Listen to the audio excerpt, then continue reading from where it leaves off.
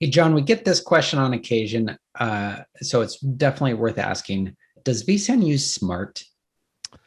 So vSAN itself does not directly use Smart. You can still look at Smart using there's a CLI tool. VROPs can also pull Smart in some devices. But one thing, talking to engineers who've spent a lot of time around drives, Smart's kind of dumb. There's a lot of challenges with Smart. One is the lack of standardization for a number of the values, so they're often proprietary to specific drive vendors. Sometimes they have philosophical differences about whether a given counter should count up or count down from 100.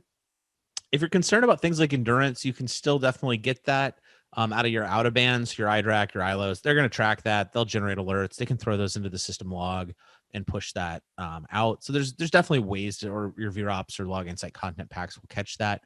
But the reality is what we do is we wanted something a lot smarter than smart. No pun intended here.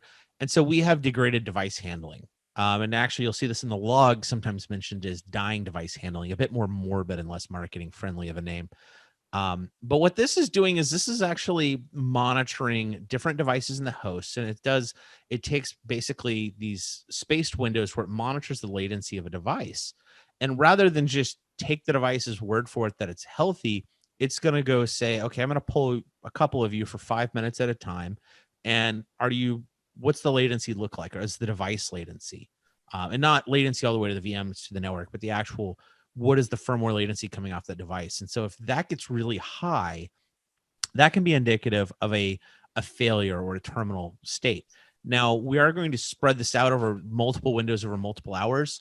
And so if we just happen to hit it, it was having a bad day, it was doing garbage collection at that time, but it came back, then it's fine. But if we see multiple windows of, man, this drive just always is returning really high write latency, or, that something's wrong here and it's not recovering, what we're going to do is we're going to issue a notice and tell vSAN, hey, let's stop using that drive.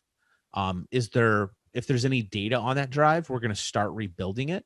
We're going to rebuild from the good copies that are on other drives if available.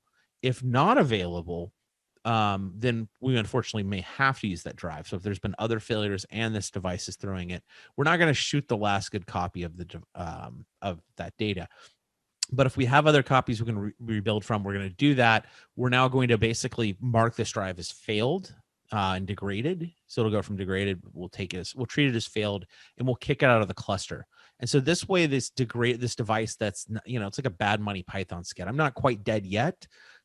Isn't going to slow down my cluster and cause intermittent issues. Mm-hmm. Yeah, no, I think that's a great way to put that in terms of it sounds like that we're really focused on monitoring the actual behavior of those storage devices as opposed to relying on a protocol or method to report against the storage device, which may have been all over the place depending on the manufacturer. Because let's face it, it seems like SMART has never had a good reputation in the first place, right? Yeah, there's been some papers done about how not great it is at predicting failure, and frankly, the latency system it's serving us a lot better. We may look at leveraging in the future, but we've tried to get a lot lower level to that. It's served us well.